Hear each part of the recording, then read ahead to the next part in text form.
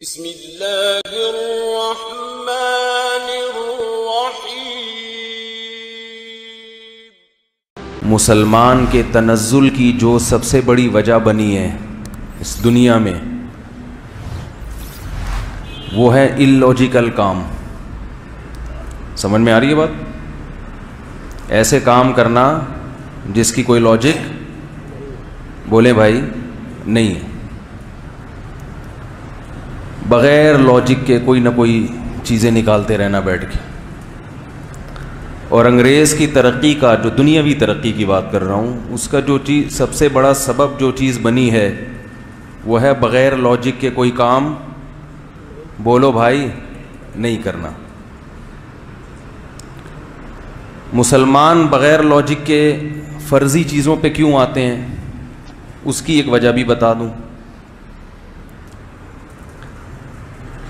وہ وجہ یہ ہے کہ ہم قرآن مجید میں پیغمبروں کے، بزرگوں کے واقعات پڑھتے ہیں جس میں ہمیں معجزے اور کرامتیں بھی نظر آتی ہیں، تو ان واقعات سے ہم متاثر ہو کر، متاثر تو ہونا چاہیے لیکن جو اثر لینا چاہیے وہ نہیں لیتے۔ غلط اثرات، سائیڈ ایفیکٹ بھی ہوتے ہیں نا کسی چیز کے، جو ہماری نالائقی کی وجہ سے ہوتے ہیں، تو اس میں ہم ان معجزے اور وہ کرامات کا جو باب ہے اس کو زیادہ ہائی لائٹ کرتے ہیں۔ اور پیغمبروں نے جتنے گراؤنڈ ریئلٹی کو سامنے رکھ کر جو پالیسیاں بنائی ہیں، جو دعوت کو پھیلانے کے لیے محنتیں کی ہیں، اس کو پسے پش ڈال دیتے ہیں۔ نہیں یار، مثلاً ہم کہتے ہیں کہ جب 313 کا بدر میں 1000 سے مقابلہ ہو سکتا ہے اور اللہ کی مدد سے فتح ہو سکتی ہے، تو ہم پولیس سے کیوں نہیں لڑ سکتے؟ ایک مثال دے رہا ہوں، ہم کسی سے کیوں ڈریں؟ ہم فلاں کا گریبان کیوں نہیں پکڑ لیتے؟ ہم محلے کے دادا سے پھڈا کیوں نہیں کر سکتے؟ ہم یہ کیوں نہیں کر سکتے؟ ہم یوں کیوں نہیں کر سکتے؟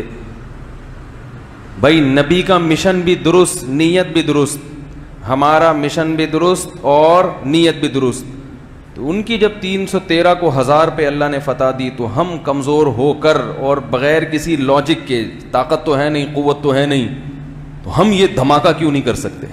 دھماکے سے مراد بم دھماکہ نہیں، یعنی کوئی بھی دھماکہ بھی اس میں شامل کر لیں آپ، تو ہم یہ بڑا کام کیوں نہیں کر سکتے؟ تو نبی صلی اللہ علیہ وسلم کی سیرت کو اگر آپ دیکھیں گے تو آپ نے جتنے بھی فیصلے خود کیے ہیں وہ معجزے اور کرامات کی بنیاد پہ نہیں کیے، وہ گراؤنڈ ریئلٹی کو سامنے رکھ کر فیصلے کیے ہیں۔ لیکن بسا اوقات ظاہری اسباب کے لحاظ سے فیصلہ غلط ہوا مگر اللہ نے خیر ڈال دی اور مدد کر لی۔ لیکن نبی نے کبھی کوئی ایسا کام ہم نہیں دیکھتے کہ کیا ہو جس میں دنیا کے اسباب کو دیکھے بغیر آپ نے کوئی فیصلہ بولو بھائی کر لیا ہو۔ مثلاً یہ بدر ہی کو دیکھ لیں، غزوہ بدر میں مسلمان تھے بہت کمزور، اسباب نہیں تھے، 313 لوگ تھے۔ نبی صلی اللہ علیہ وسلم نے ان 313 کو لے کر مکہ پہ چڑھائی کا ارادہ، ارے بول لو بھائی، نہیں کیا، کیونکہ اسباب کی دنیا میں فتح کی امید، گراؤنڈ ریئلٹی یہ کہتی ہے کہ 313 نہیں لڑ سکتے۔ 313 کو 1000 کے مقابلے میں بھی خود سے لا کے کھڑا نہیں کیا، تو بولنا پڑے گا نا، خود سے نہیں لائے، بلکہ ایک گوریلا وار والی پالیسی آپ نے اختیار کی کہ ایک وفد آ رہا ہے تجارت کی غرض سے، تو چونکہ انہوں نے ہمیں مکہ سے نکالا ہے، ہمارے اسباب اور وسائل پہ انہوں نے قبضہ کیا، اور ان کے ساتھ ہمارا کوئی امن ایگریمنٹ بھی نہیں ہے، تو ایسے موقع پہ جو بھی یعنی جس سے وار ہوتی ہے نا اس سے کوئی ایگریمنٹ تو نہیں ہوتا نا, تو دنیا کا بھی قانون ہے کہ آپ اس پہ چڑھائی کر کے اس سے اس کا مال اسباب چھین سکتے ہیں. تو آپ صلی اللہ علیہ وسلم نے ارادہ کیا کہ ہم اپنی معیشت کو مضبوط کرنے کے لیے, انہوں نے ہم سے ہمارے نوالے چھین لیے, ہمیں قحط میں مبتلا کر دیا, تو یہ جو تاجروں کا لشکر آ رہا ہے اس پہ گوریلا وار کر کے شبخون مارا جائے اور ان سے یہ تجارتی مال کو چھین لیا جائے. یہ آسان ہے 313 کے لیے. او بھائی یہ آسان کام ہے, یہ مشکل کام ہے. گوریلا وار کر کے اس طرح سے لے لینا یہ کیا ہے؟ آسان. لیکن قدرت نے کیا کیا؟ اللہ کو کچھ اور منظور تھا. مخبری ہو گئی. مشرکین مکہ کو پتہ چل گیا کہ ادھر چند لوگ مسلمانوں کے ہمارے تجارتی قافلے پہ حملہ کرنا چاہتے ہیں, تو وہ 1000 کا لشکر لے کے بدر کے میدان میں آ گئے. تو نہ چاہتے ہوئے بھی 313 کس کے مقابلے میں آ کے کھڑے ہو گئے؟ یہ نبی نے نہیں چاہا تھا, یہ قدرت کی طرف سے ہو گیا. بہت مشکل ہے بھائی. کاش یہ چیز آج کے دینداروں کی سمجھ میں آ جائے, جن کے اکثر کے کام کی کوئی لاجک, نہ بچوں کی تربیت کی کوئی فکر ہے, اللہ بہت بڑا ہے, نہ صحت کی کوئی فکر ہے, اللہ بہت, شوگر کا مریض ہے رسگلے کھا رہا ہے, اللہ بہت بڑا ہے. اللہ بڑا ہونے کا یہ مطلب ہوتا تو نبی صلی اللہ علیہ وسلم مکہ پہ حملہ کرنے کے لیے 10 سال انتظار کیوں کرتے؟ 10,000 کا لشکر تیار کر کے مکہ پہ حملہ کیوں کیا؟ 313 کو لے جا کے مکہ والوں سے کیوں نہیں بھڑوا دیا؟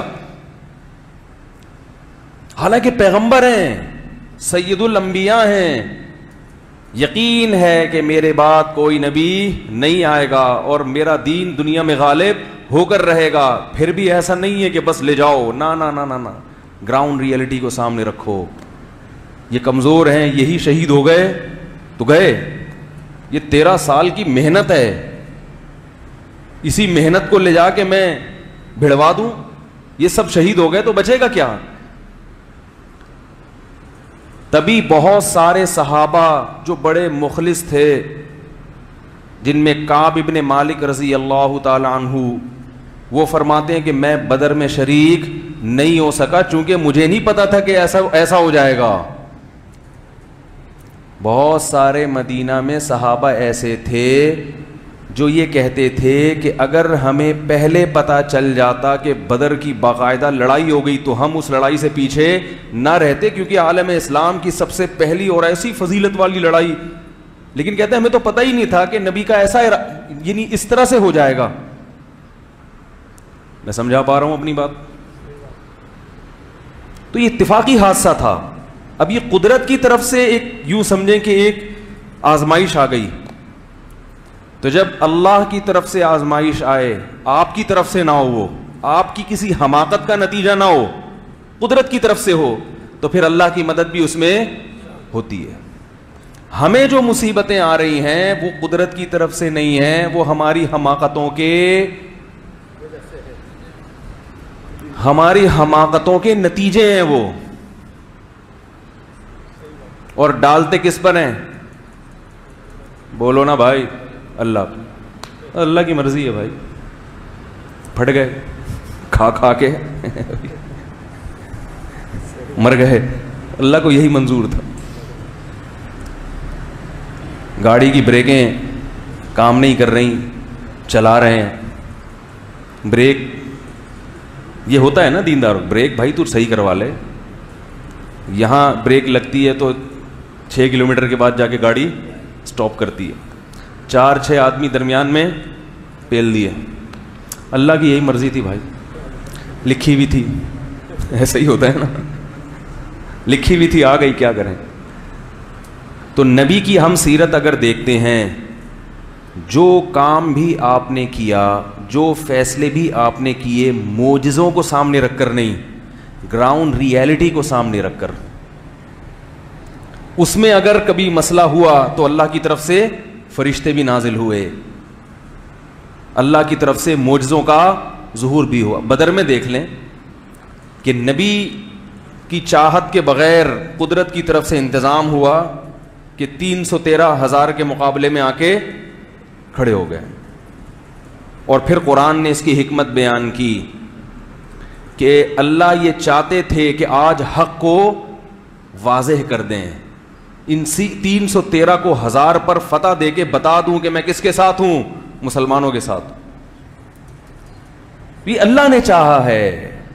ہمیں حکم نہیں ہے کہ ہم خود سے ایسا کوئی کام کریں جس کی اسباب کی دنیا میں کوئی لاجک نہ بنتی ہو. جیسے بعض دفعہ ایک آدمی بد پرہیزی کرتے کرتے کرتے بھی 100 سال عمر نکال لیتا ہے. اللہ بتا دیتے ہیں کہ زندگی کس کے ہاتھ میں ہے, میرے ہاتھ میں. اس کا مطلب یہ نہیں کہ آپ بد پرہیزیاں کرتے رہو. تو اللہ کی بعض دفعہ اللہ نے حضرت مریم کو شوہر کے بغیر بیٹا دے دیا, یہ بتانے کے لیے کہ میں اولاد دینے کے لیے عورت کے لیے شوہر کا محتاج نہیں ہوں. اس کا یہ مطلب نہیں ہے کہ کوئی عورت بغیر شادی کے بچہ طلب کرے کہ حضرت عیسیٰ ہو گئے تھے تو میرے بھی. کیا خیال ہے بھائی؟ اور دلیل یہ دے کہ میں بھی حضرت مریم کی طرح اللہ کی عبادت کیا کروں گی. شوہر کی ٹینشن بولو بھائی مجھے نہیں چاہیے, بڑی ٹینشن ہے. تو میں حضرت مریم کی طرح نیک بنوں گی اور اللہ سے اولاد مانگوں گی تو میرے بھی ہو جائے گی. تو یہ پاگل ہونے کی علامت ہوگی کہ نہیں ہوگی؟